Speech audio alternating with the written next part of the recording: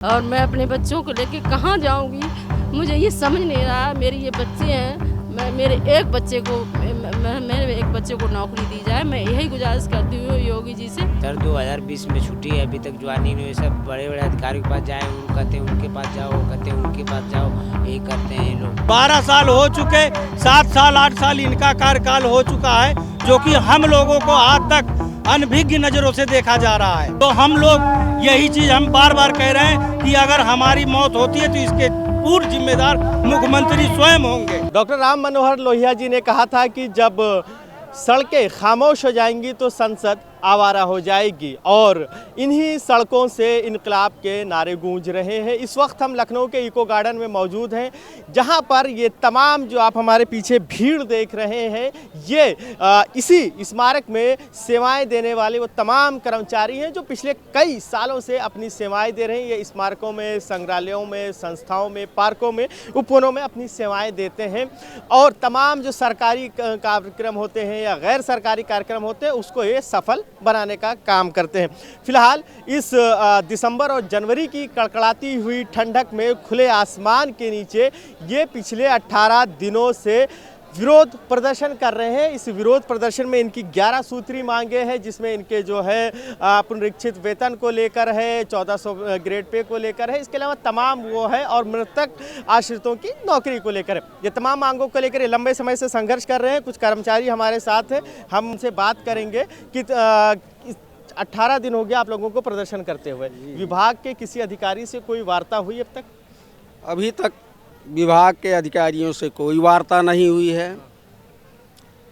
एक 27 तारीख में वार्ता हुई है सदस्य सचिव के सदस्य सचिव महोदय से, और शासन में उन्होंने इन कर्मचारियों को धमकाया कि आप नेता बन रहे हो, इनको चिन्हित करके इनके ऊपर FIR दर्ज कराया जाए, इनको सस्पेंशन का लेटर दिया जाए। तो हमारे कर्मचारी भाई जो गए थे डर गए, और उनसे जो है विनम्रतापूर्वक अनुरोध करके कहें कि साहब हम जाएं, तो उन्होंने कहा जाओ, क्योंकि उनके वक्तव्य ये थे कि आप नेता बन रहे हो। यहाँ पे कोई नेता नहीं है, हम तो अपनी जायज़ मांगे मांग रहे हैं। कुछ मांगे आप ज़रा बताएंगे? सर्वप्रथम तो मेरी मांगे ये हैं कि पुनरीक्षित हमको दे दिया जाए। पुनरीक्षित के साथ 1300-1400 का जो कर्मचारी है, 1400 पे ग्रेड वाला, उसकी वार्षिक वेतन वृद्धि रोक दी गई, क्योंकि वो जो पे स्केल होती है 4440 से 4440 से 7440 की सीमा को वो लांघ गया, पार कर गया।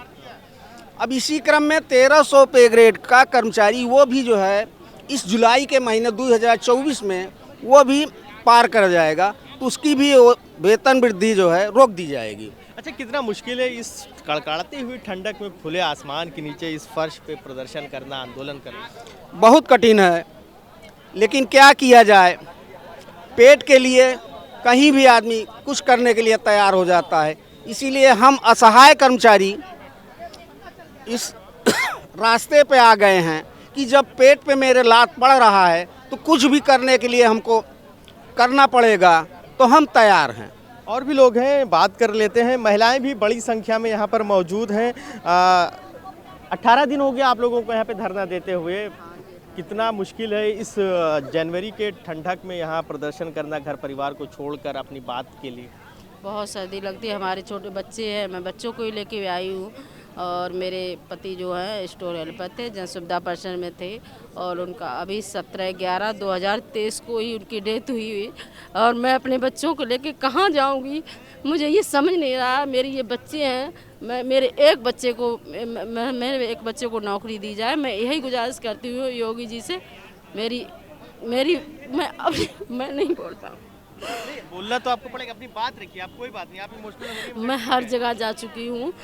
मैं इंदिरा भवन गई तो वहाँ भी नहीं मेरी सुनवाई हुई। उसके बाद मैं DM कार्यालय गई, वहाँ भी एक एप्लीकेशन दे के आई हूँ, वहाँ भी मेरी किसी ने नहीं सुनी। मुझे मेरी एक बच्चे को नौकरी दी जाए।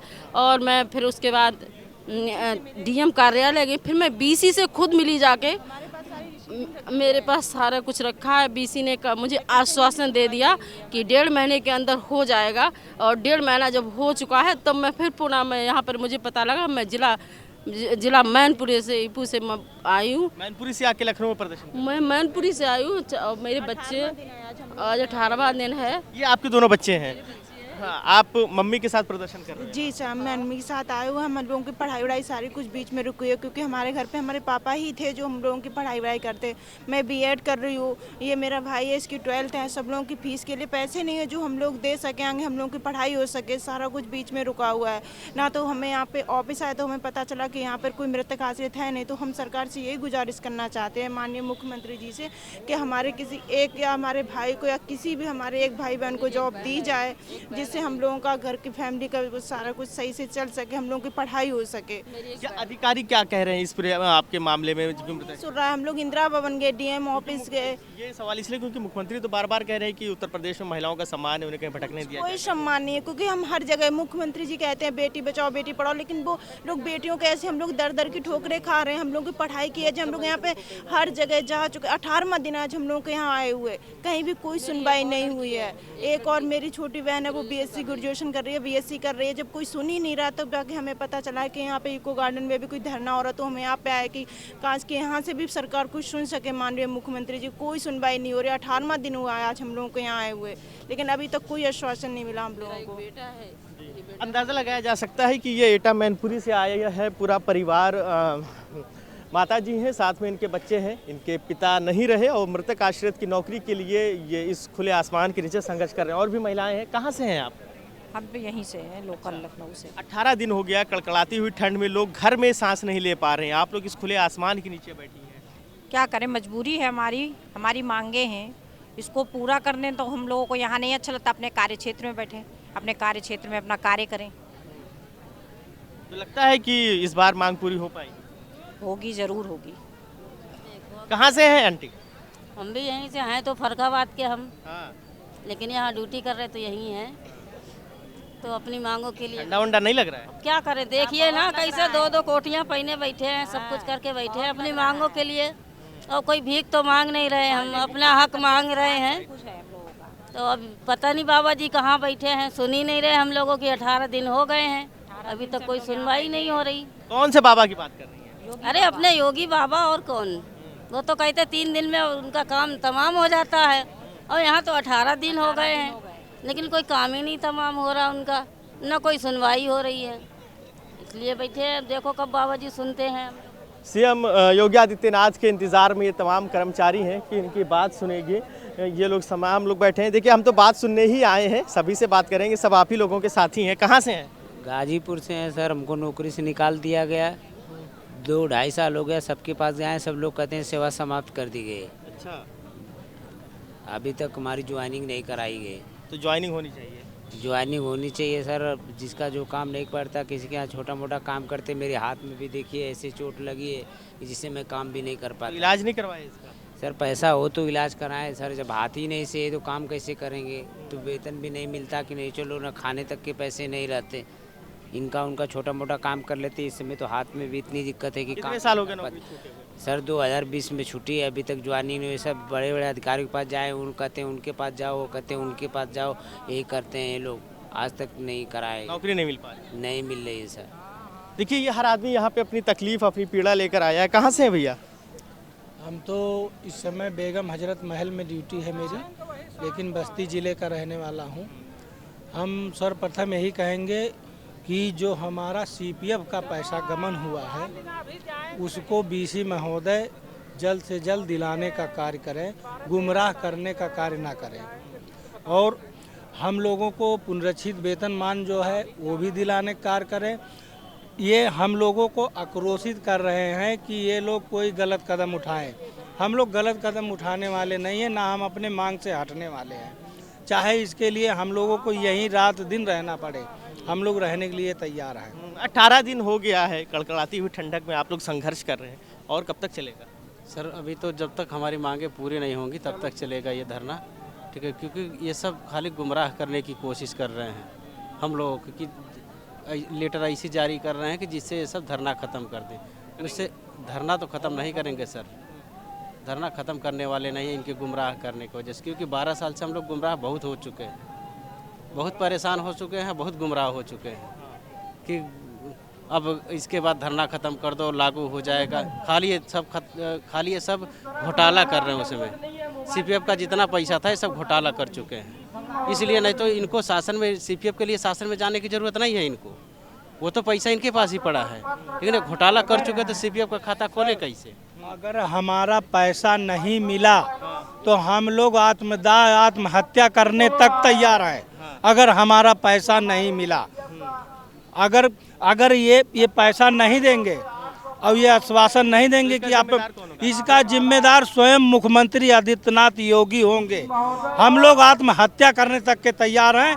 अगर नहीं मानेंगे तो कल से सल्फास की गोली अपने जेब में लेके आऊँगा, ये मेरा गारंटी है। और अगर मैं मरूंगा इसका पूर्ण जिम्मेदार हमारे शासन प्रशासन, हमारे मुख्यमंत्री स्वयं होंगे। सरकार तो कह रही यूपी का हर आदमी खुश है।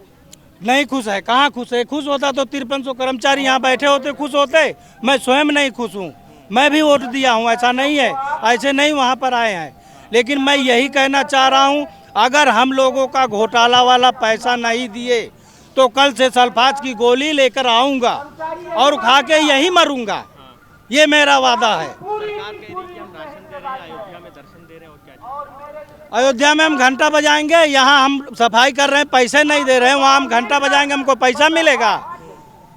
कर रहे हैं, अच्छा कार्य कर रहे हैं, कोई गलत नहीं। हम भी हिंदू हैं, हम भी मानते हैं कि चलो अच्छा कार्य कर रहे हैं, हम लोगों के लिए अच्छा कार्य करके दिखाएं। हम मानते हैं कि हाँ अच्छा कार्य करेंगे। 12 साल हो चुके, 7 साल 8 साल इनका कार्यकाल हो चुका है, जो कि हम लोगों को आज तक अनभिज्ञ नज़रों से देखा जा रहा है। हम लोग बहन जी की सरकार में आए, सपा सरकार आई, बीजेपी सरकार आई, हम लोगों का क्या दोष है? हम लोग इंटरव्यू दे के आए हुए हैं, हम लोग फर्जी से नहीं आए हुए हैं कि हम लोग यहाँ से फर्जी से आए हुए हैं।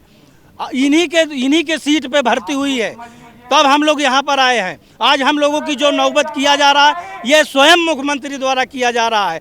अगर हम लोगों को मजबूर करेंगे तो हम लोग, यही चीज़ हम बार बार कह रहे हैं कि अगर हमारी मौत होती है तो इसके पूर्ण जिम्मेदार मुख्यमंत्री स्वयं होंगे। 24 में चुनाव है, चुनाव से पहले अगर नहीं पूरी होती तो क्या चुनाव में भी इसका खामियाजा भुगतना? हमारे 1400-1500 बीएलओ कर्मचारी हैं जो कि निर्वाचन का कार्य कर रहे हैं, जिसमें हम लोग भी हैं।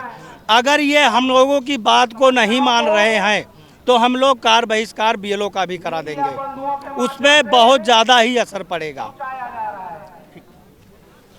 जाहिर सी बात है कि ये वो तमाम कर्मचारी हैं जो इको गार्डन में मौजूद हैं, और ये 5300 कर्मचारियों की संख्या है। और ये जो कर्मचारी हैं, इनकी जो मांगे, ये सूची लगी हुई है। 18 दिन हो गया, लखनऊ का इको गार्डन ही अब इनका घर है, इनका परिवार है, और यही पूरा यहाँ पे ये जो है अपने प्रदर्शन को लगातार यहाँ से बल दे रहे हैं। मगर साफ इनका कहना है कि अगर मांगे नहीं पूरी होंगी तो आगे ये जो भी कदम उठाएंगे उसके लिए शासन प्रशासन जिम्मेदार होगा। अब देखना ये काफ़ी अहम होगा कि कब ये मांगे पूरी होती हैं और कब ये 5300 कर्मचारियों का आंदोलन खत्म होता है। वीडियो जर्नलिस्ट राज खान के साथ फरीदुल हसन, भारत न्यूज़, लखनऊ।